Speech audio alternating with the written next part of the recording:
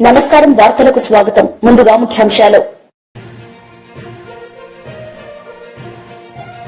10వ రోజు AP budget సమావేశాల్లో పాల్గొన్న సీఎం చంద్రబాబు నాయుడు.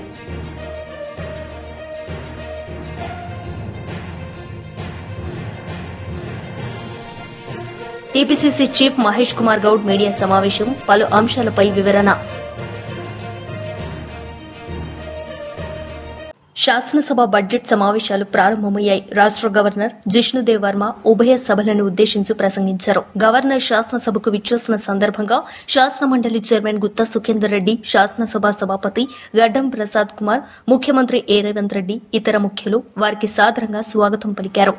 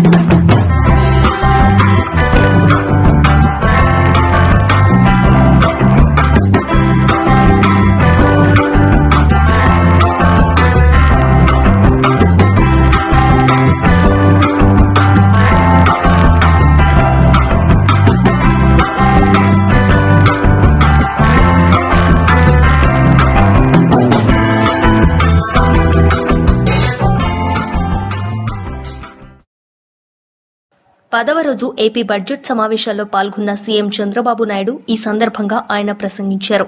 మీకు తెలియజేసుకుంటున్నాను. నేను ఎప్పుడు కూడా దేశ మహిళల విషయంలో చాలా ఒక విధంగా చెప్పాలంటే పక్షపాత అంటారా, లేకపోతే ఒక కమిట్మెంటా, ఒక సిద్ధాంతమా, దీన్ని ఎప్పటికప్పుడు కంటిన్యూగా చేసుకుంటూ పోతున్నాం. 2014 నుంచి మీరు చూసినప్పుడు అనేక సంక్షేమ కార్యక్రమాలు చేశాం. మళ్లీ డాక్రా మహిళలకు 8,500 కోట్ల రూపాయలు రుణమాఫీ చేశాం. 10,000 రూపాయలు చొప్పున పసుపు కుంకుమ కింద ఒక్కొక్కరికి 10,000 రూపాయలు చొప్పునిచ్చి 9,689 కోట్ల రూపాయలు కార్పస్ ఫండ్ కింద వాళ్ళకి సహాయం చేశాం. 17,04,411 మంది స్వయం సహాయ సంఘ సభ్యులకి 5 ఏళ్లలో 4,444 కోట్ల రూపాయలు శ్రీనిధి కింద సహాయం చేశాం. ఒక ప్రోగ్రామ్ కాదు అధ్యక్ష. ఇవన్నీ చూసినప్పుడు వివిధ సమయాల్లో వివిధ కార్యక్రమాల ద్వారా మహిళలను ఆదుకున్నాం, సంక్షేమానికి నాంది పలికాం, వాళ్ళకు ఒకసారి సెక్యూరిటీ ఇచ్చాం, ఒక నమ్మకాన్ని కల్పించే పరిస్థితికి వచ్చాం. ఈరోజు మీరు చూస్తే అధ్యక్ష, తల్లి బిడ్డ ఎక్స్ప్రెస్, ఎన్టీఆర్ బేబీ కిట్స్, అన్నా అమృత హస్తం, తల్లి సురక్ష పథకం, బాలామృతం, సైకిళ్ల పంపిణీ, బాలికలకు రక్ష, పెళ్లి కానుక, శ్రీశక్తి రుణాలు, గిరి గోరుముద్దలు, ఫుడ్ బాస్కెట్, మహిళలకు 11 రకాల ఉచిత వైద్య పరీక్షలు, ఆత్మ గౌరవం కింద మరుగుదొడ్డి, సామూహిక శ్రీమంతాలు. ఓసారి అనిపిస్తుంది అధ్యక్ష, ఏ ఆడబిడ్డైనా బిడ్డకు జన్మనిచ్చేటప్పుడు సమాజం గుర్తించాలి, కుటుంబం గుర్తించాలని కోరుకుంటారు. కొన్ని కుటుంబాల్లో అలాంటి సీమంతాలు చేయడం కూడా కలిసి రాకపోతే, వాళ్ళు చేయలేకపోతే ఈ ప్రభుత్వం ముందుకొచ్చి సామూహిక శ్రీమంతాలు చేసిన సందర్భం ఉంది అధ్యక్ష. దానికి నేను చాలా ఆనందపడుతున్నా, ఓసారి గర్వపడుతున్నానని చెప్పి కూడా నేను మీకు తెలియజేస్తున్నాను. ఇవన్నిట్లో కూడా అధ్యక్ష మీరు ఒకసారి చూసినప్పుడు ఆడపిల్లల ఆరోగ్యం కోసం కొన్ని కార్యక్రమాలు తీసుకొచ్చాం, ఆడపిల్లల సెక్యూరిటీ కోసం కొన్ని కార్యక్రమాలు తీసుకొచ్చాం, ఆడబిడ్డల్లో ఒక నమ్మకాన్ని కలిగించడం కోసం, గౌరవాన్ని పెంచడం కోసం పెళ్లి కానుక లాంటి కార్యక్రమాలు తీసుకొచ్చాం. ఇంకొక పక్కన ఆడబిడ్డలు పిల్లలు పుట్టిన తర్వాత న్యూట్రిషన్ కూడా లేకుండా బాధపడే పరిస్థితి ఉంటే తల్లికి కానీ బిడ్డకు కానీ ఆరోగ్యానికి న్యూట్రిషన్ కూడా సహాయం చేశాం, గర్భిణీ స్త్రీలకు కూడా సహాయం చేసే పరిస్థితి వచ్చాం. ఇలాంటి కార్యక్రమాలతో మనం ముందుకు పోయి మళ్ళీ ఈరోజు తల్లి బిడ్డ ఎక్స్ప్రెస్ అయితే అంతవరకు ఇబ్బంది ఉంటే ఎక్కడైనా సరే ఒక ఫోన్ చేస్తే మళ్ళీ ఆడబిడ్డను హాస్పిటల్కి తీసుకెళ్లి డెలివరీ అయిన తర్వాత తీసుకొచ్చే పరిస్థితికి వచ్చాం. ఈరోజు మనం వచ్చిన తర్వాత నెక్స్ట్ లెవెల్ ఆఫ్ ఎంపవర్మెంట్, ఈరోజు డాక్టర్ సంఘాలని నెక్స్ట్ లెవెల్కి తీసుకుపోవడానికి ఏమేం చేయగలుగుతామో మనం ఆలోచిస్తున్నాం. ఈరోజు మీరు చూస్తే మొత్తం స్ట్రీమ్ లైన్ చేసాం అడ్మినిస్ట్రేషన్ని. అన్ని పట్టణ ప్రాంతాల్లో 7,338 స్వయం సహాయ సంఘాలని, 18 జిల్లా అర్బన్ సమాఖ్యలను ఏర్పాటు చేశాం. ఇంకొక పక్కన దేశ మీరు చూస్తే ఈ 9 నెలల్లో 4,91,221 మంది స్వయం సహాయ సంఘాలకి 4,217 కోట్లు శ్రీనది రుణాలు మంజూరు చేశాం. ఈరోజు బ్యాంక్ రుణాల ద్వారా కూడా మీరు చూసినప్పుడు బ్యాంక్ లింకేజ్ ద్వారా 51 లక్షల మందికి 29,486 కోట్లు గ్రామీణ ప్రాంతాల్లో, పట్టణ ప్రాంతాల్లో 1,04,578 మెప్మా గ్రూపులకి 13,820 కోట్లు బ్యాంక్ లింకేజ్ చేశాం. 44,104 మంది SC. TPCC chief Mahesh Kumar Goud media సమావేశం నిర్వహించారు. ఈ సందర్భంగా ఆయన మీడియాతో మాట్లాడారు. అవసరం ఉన్నది, మీ పరిస్థితి ఇవాళ స్ట్రెచ్చర్ మీద ఉంది, అది గుర్తుపెట్టుకోవాల్సిన అవసరం ఉన్నది. ప్రజలు మీకు ఇచ్చినటువంటి స్ట్రెచ్చర్ ఏంటంటే మిమ్మల్ని స్ట్రెచ్చర్ మీద పడుకోబెట్టినారు. ఇంక ఏం మాట్లాడినా ప్రజలు వినే పరిస్థితి లేరు. ఈ రాష్ట్రంలో ప్రజలతో ఎన్నుకోబడినటువంటి కాంగ్రెస్ ప్రభుత్వము ఎన్నికలకు ముందు ఇచ్చిన హామీలు మీరు 7.5 లక్షల కోట్లు మాకు అప్పిచ్చిపోయినా దాన్ని గాడిలో పెడుతూ ఒక్కొక్కటిగా అన్ని అంశాలని పూరిస్తున్న సందర్భంలో ప్రజలు అర్థం చేసుకోవాల్సిన అవసరం ఉన్నది. కేటీఆర్ గారు అసెంబ్లీ లోపట కానీ బయట కానీ వ్యవహరిస్తున్న తీరు, అహంకార ధోరణి ప్రజలు ఇముడ్చుకోలేకపోతా ఉన్నారు. ఇంకా అహంకారం తగ్గలేదనే మాట కూడా ప్రజలు అర్థం చేసుకోవాలి. ఇలా చాలా రోజుల తర్వాత కేసీఆర్ గారు అసెంబ్లీకి వచ్చారు, స్వాగతిస్తూ ఉన్నాం. మేము కానీ రేవంత్ రెడ్డి గారిని కాంగ్రెస్ నాయకులు కానీ కోరుకునేది ఈ దేశంలో ఈ రాష్ట్రంలో సమర్థవంతమైనటువంటి ప్రతిపక్షం ఉండాలి ప్రజాస్వామ్యంలో కోరుకునే వ్యక్తులం మేము. ప్రతిపక్ష హోదా ఇస్తే మీరు ఫామ్ హౌస్కి పరిమితమైనారు కాబట్టి సంతోషం ఇవ్వాలని వచ్చినారు. ఇక ముందు కూడా రండి, మీ అనుభవాన్ని పంచుకోండి. మీరు 10 ఏళ్ళు ముఖ్యమంత్రిగా చేసినారు కదా, మీ అనుభవాన్ని పంచుకోవాల్సిందిగా మేము కేసీఆర్ గారికి విజ్ఞప్తి కూడా చేస్తూ ఉన్నాం.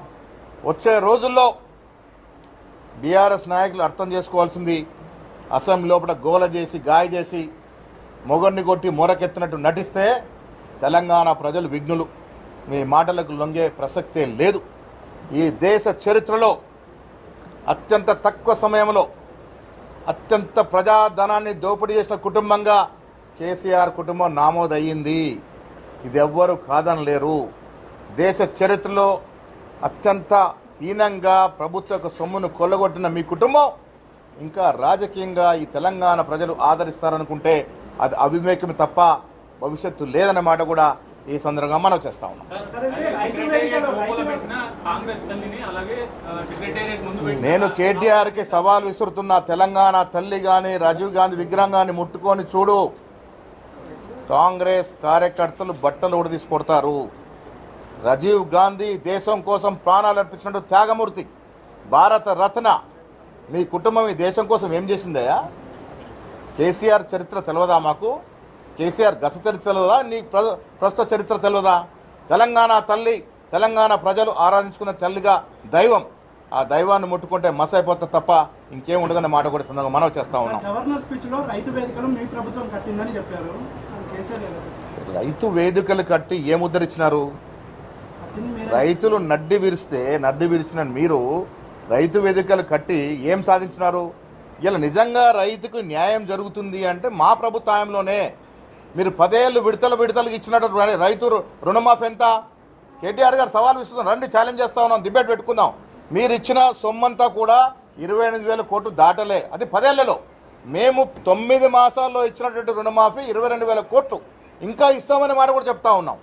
రుణమాఫీ కానీ, రైతు బంధు కానీ, బోనస్ 500 రూపాయలు ఇవ్వడం కానీ, ఫ్రీ బస్సు కానీ, ఉచితంగా 200 యూనిట్ల వరకు కరెంటు కానీ, ఇలా ఇంటిగ్రేటెడ్ స్కూల్స్ కానీ, స్కిల్ యూనివర్సిటీ కానీ, స్పోర్ట్స్ యూనివర్సిటీ కానీ చెప్పుకుంటూ పోతే రకరకాలుగా అభివృద్ధి చేస్తూ ఉన్నాం. 15 ఏళ్ల తర్వాత గ్రూప్ 1 ఎగ్జామ్లకి పరీక్షలు నిర్వహించినట్టు ఘనత కాంగ్రెస్ పార్టీది. నువ్వు 10 ఏళ్ళు ఎందుకు నిర్వహించలేకపోయినావు? ఏ నిరుద్యోగిని ఆదుకున్నావు నువ్వు 10 ఏళ్లలో? ఏ నిరుద్యోగ కుటుంబాన్ని ఆదుకున్నావు నువ్వు? మీ ఇంట్లో సఫలంగా ఉద్యోగాలు పెట్టుకున్నారు తప్ప ఏ నిరుద్యోగం గురించి ఆలోచించింది మీరు? ఇవాళ ఉద్యోగం గురించి మాట్లాడితే దయ్యాలు వేదాలు వలిచినట్టుగా ఉంటాయి. త్వరలో సీఎం గారు జిల్లాల వారీగా శాసనసభ్యులు కలిసి వారి నియోజకవర్గాల్లో జరగాల్సిన అభివృద్ధి గురించి కానీ, సంక్షేమ పథకాల గురించి కానీ సమీక్ష చేస్తారు. Thank you.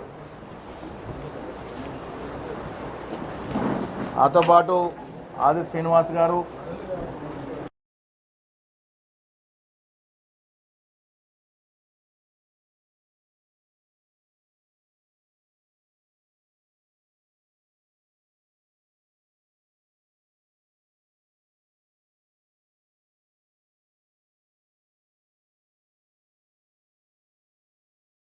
విద్యార్థులు, యువత పట్ల కూటమి ప్రభుత్వం చూపుతున్న నిర్లక్ష్య ధోరణిని ప్రశ్నిస్తూ వైఎస్సార్సీపీ ఆధ్వర్యంలో నిర్వహించిన యువత పోరు విజయవంతమైందని వైఎస్సార్సీపీ కేంద్ర కార్యాలయ ఇన్ఛార్జ్ ఎమ్మెల్సీ లేళ్ల అప్పిరెడ్డి అన్నారు. తాడేపల్లి వైఎస్సార్సీపీ కేంద్ర కార్యాలయంలో మీడియాతో మాట్లాడుతూ రాష్ట్రంలోని 26 జిల్లా కలెక్టరేట్ల ఎదుట పెద్ద ఎత్తున విద్యార్థులు, వారి తల్లిదండ్రులు, యువకులు ఈ ఆందోళనల్లో స్వచ్ఛందంగా భాగస్వాములయ్యారని వెల్లడించారు.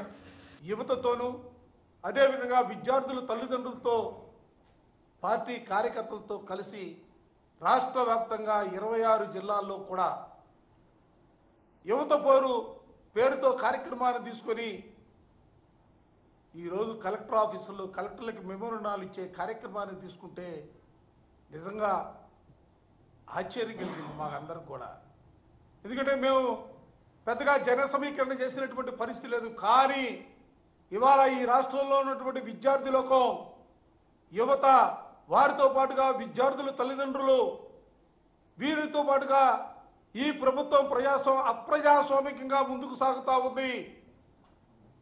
ప్రజల సమస్యల్ని పరిష్కరించడంలో ఘోరంగా విఫలమైనటువంటి పరిస్థితుల్లో ప్రజాస్వామ్యవాదులందరూ కూడా కలిసి పెద్ద ఎత్తున రాష్ట్ర వ్యాప్తంగా అన్ని జిల్లాల్లో కూడా, అటు శ్రీకాకుళం నుంచి మొదలుకుంటే చిత్తూరు వరకు కూడా 26 జిల్లాల్లో కూడా కార్యకర్తలు, నాయకులు, ప్రజాస్వామ్యవాదులు కథం దొక్కినటువంటి పరిస్థితులు ఇవాళ కళ్ళగట్టినట్లుగా కనిపిస్తూ ఉన్నాయి.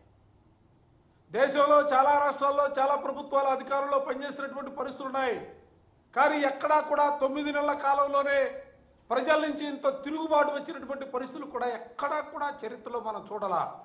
మొట్టమొదటిసారిగా ఆంధ్ర రాష్ట్రంలో చంద్రబాబు నాయుడు నేతృత్వంలో ఉన్నటువంటి కూటమి ప్రభుత్వం పోకల్ని ఇవాళ నిరసించే కార్యక్రమాలు తీసుకొని పెద్ద ఎత్తున పాల్గొన్నటువంటి ప్రతి ఒక్కరికి కూడా వైఎస్ఆర్ కాంగ్రెస్ పార్టీ పక్షాన హృదయపూర్వకమైనటువంటి కృతజ్ఞతల్ని, అభినందనలు కూడా తెలియజేస్తా ఉన్నా. ఇదే సందర్భంలో నేను ప్రభుత్వానికి కూడా సూటిగా చెప్పదలుచుకున్నా. మీరేదో అనుకుంటా ఉన్నారేమో, ఏదో విధంగా ప్రజలు మభ్యపెట్టొచ్చనే ఆలోచనతో ముందుకు సాగుతూ ఉన్నారు. ఎలక్షన్ మేనిఫెస్టోకి మీరు కనీసం దానికి మినిమం విలువ కూడా ఇస్తున్నటువంటి పరిస్థితి లేదు. మేనిఫెస్టోని పక్కన పెట్టారు. ఇవాళ ప్రజల్ని కేవలం మభ్యపెట్టే విధంగా పరిపాలన చేస్తూ ప్రజల్ని అన్ని రంగాల్లో కూడా ఇబ్బందులు పెడుతున్నటువంటి పరిస్థితులు వాళ్ళకు గుర్తు చేస్తా ఉన్నా.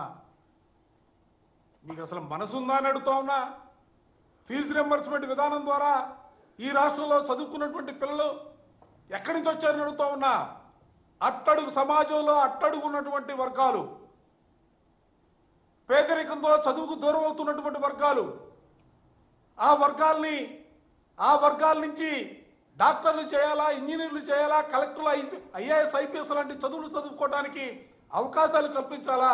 ఒక్క రూపాయి కూడా ఫీజు కట్టకుండా ప్రభుత్వమే భరాయించి వాళ్ళకి చదువు చెప్పే కార్యక్రమాన్ని తీసుకురావాలని ఒక మంచి ఉద్దేశంతో మహానుభావుడు డాక్టర్ రాజశేఖర రెడ్డి గారు ఫీజు రింబర్స్మెంట్ విధానాన్ని ప్రవేశపెట్టి, ఆ ప్రవేశపెట్టినటువంటి విధానం ద్వారా లక్షలాది మంది ఇవాళ చదువుకొని ఈ దేశంలోనే కాదు ఇతర దేశాలతో సైతం కూడా ఉన్నతమైనటువంటి ఉద్యోగాలు చేస్తున్నటువంటి పరిస్థితుల్లో కూడా ఇవాళ మీరు ఫీజు రింబర్స్మెంట్ సంబంధించి ఏ విధమైనటువంటి నిర్ణయం తీసుకున్నారో ఒక్కసారి ఆలోచించమని చెప్పి నేను ఈ సందర్భంగా కోరుతా ఉన్నా. 3 త్రైమాసికాలుగా త్రైమాసికానికి 700 కోట్ల రూపాయల ఫీజులు ప్రభుత్వం చెల్లించాలా? అసలు ఎక్కడా కూడా ఒక్క రూపాయి మీరు కట్టే పరిస్థితి కనపడతలేదే. అంటే ఆ విద్యార్థులు ఏం కావాలని అడుగుతా ఉన్నా. వాళ్ళ ఫీజులు కట్టలేనటువంటి పరిస్థితుల్లో చదువులను అర్ధాంతరంగా మానుకొని ఏ కూలికో నాలుకో వెళ్లే పరిస్థితుల్లో వాళ్ళ జీవితాలు కళ్ళ ముందు కనపడతా ఉన్నాయే. పోనీ మీరు కాలేజీ యాజమాన్యాలైనా కూడా పిలిచి కొంత వెసులుబాటు కలిగే విధంగా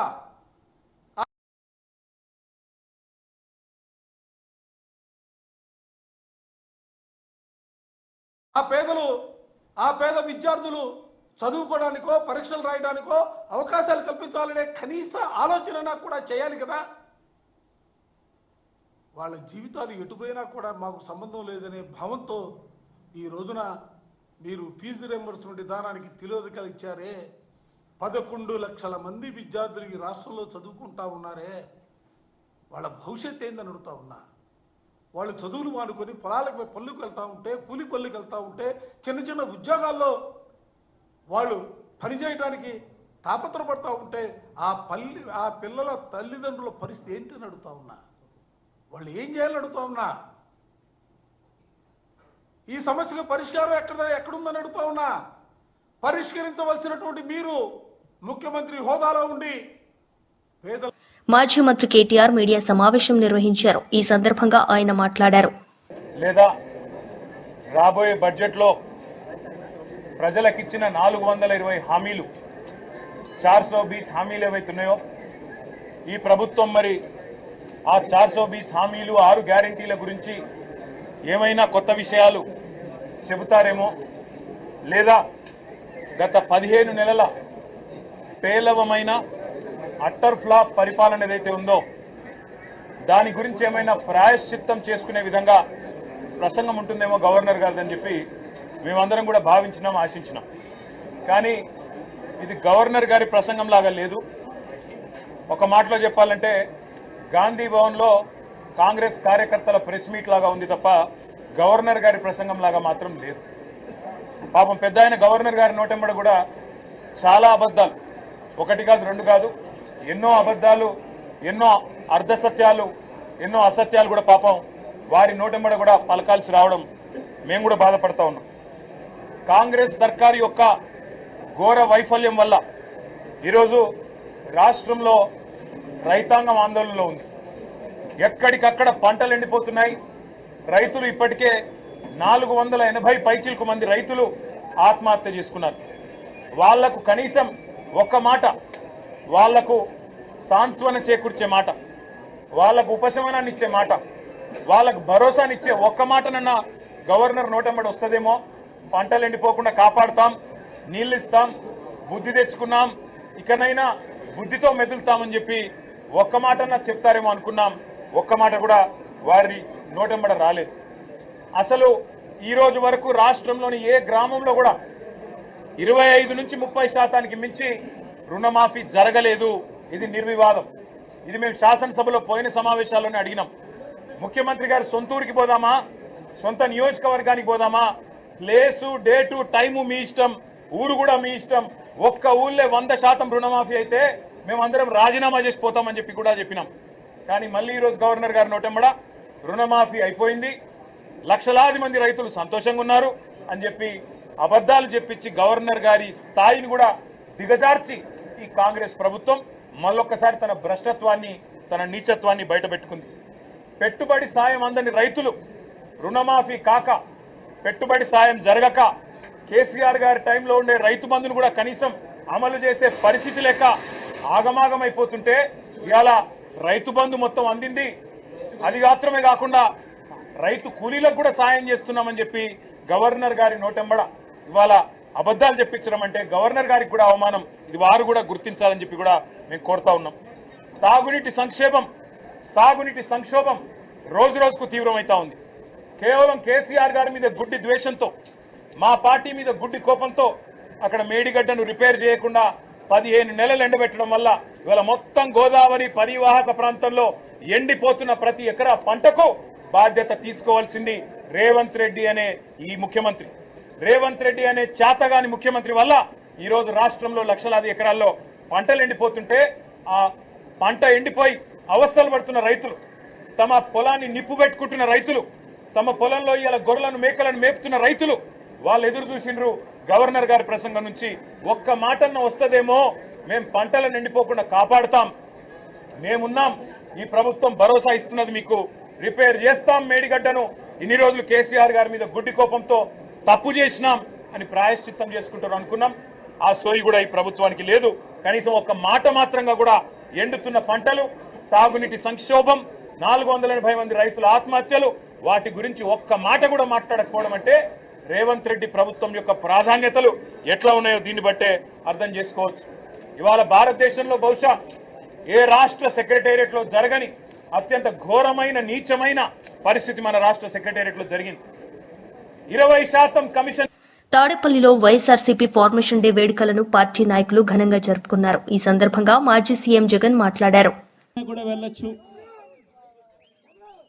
ఏ పేదవాడింటికైనా కూడా వైఎస్ఆర్సీపీ కార్యకర్త సగర్వంగా తలెత్తుకుని కాలర్ ఎగిరేసుకుని వెళ్లే పరిస్థితి వైఎస్ఆర్సీపీకి సంబంధించిన కార్యకర్తలకు ప్రతి ఒక్కరికి ఉంది. ఏ ఇంట్లోకి వెళ్ళినా కూడా వైఎస్ఆర్సీపీ కార్యకర్తను చూసినప్పుడు ఆ ఇంట్లో నుంచి వచ్చే ప్రతి అక్క, ప్రతి చెల్లెమ్మ, ప్రతి అన్న, ప్రతి తమ్ముడు, ప్రతి సోదరుడు, ప్రతి రైతన్న, ప్రతి అవ్వ కూడా వైఎస్ఆర్సీపీ కార్యకర్తను చూసినప్పుడు చిక్కటి చిరునవ్వుతోనే పలకరిస్తుంది. కారణం, వైఎస్ఆర్సీపీ ఏదైనా కూడా చెప్పిందంటే చేస్తుంది అన్న నమ్మకం ఈరోజు ప్రతి ఇంట్లో కూడా ఉంది. కాబట్టి ఈరోజు అటువంటి పరిస్థితుల మధ్య ఈరోజు యాదృచ్ఛికంగా విద్యా దీవెన, వసతి దీవెనకు సంబంధించి, పిల్లలకు సంబంధించిన అన్యాయాలకు సంబంధించిన, జరుగుతా ఉన్న అన్యాయాలకు సంబంధించిన విషయాల మీద ఈరోజు యాదృచ్ఛికంగా ప్రొటెస్ట్ కార్యక్రమం కూడా జరుగుతూ ఉంది. ఈ కూటమి ప్రభుత్వం వచ్చి దాదాపుగా 10 నెలలుగా వస్తూ ఉంది. ఈ 10 నెలల కాలంలో ఎన్నికల వేళ వాళ్ళు చెప్పిన సూపర్ 6లు, సూపర్ 7లు అన్నీ గాలికి ఎగిరిపోయాయి. వ్యవస్థలన్నీ కూడా, చదువులు కానీ, వైద్యం కానీ, గవర్నెన్స్ కానీ, వ్యవసాయం కానీ, ఏది చూసుకున్నా కూడా వ్యవస్థలన్నీ కూడా నిర్వీర్యమైపోయిన పరిస్థితులు కనిపిస్తూ ఉన్నాయి. ఈరోజు పిల్లలకు సంబంధించిన ఫీజులకు సంబంధించిన బకాయిలు కూడా సంవత్సర కాలంలో ఫీజు రీఎంబర్స్మెంట్కు కావాల్సింది ఒక్కొక్క క్వార్టర్కు 700 కోట్ల రూపాయలు చొప్పున, సంవత్సరానికి 2800 కోట్ల రూపాయలు విద్యా దీవెన కింద 4 క్వార్టర్లకు సంబంధించిన కేటాయింపులు చేయాలి. అంటే 2800 కోట్లు. వసతి దీవెన కింద ప్రతి ఏడాది ఏప్రిల్ మాసం వచ్చేసరికి 1100 కోట్ల రూపాయలు కేటాయింపులు చేయాలి.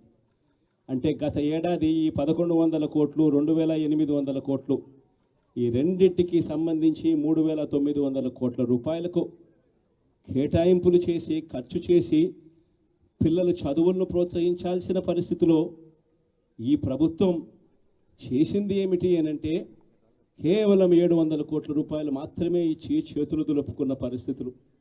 అంటే 3,200 కోట్ల రూపాయలకు సంబంధించిన బకాయిలు పెండింగ్లో పెట్టారు.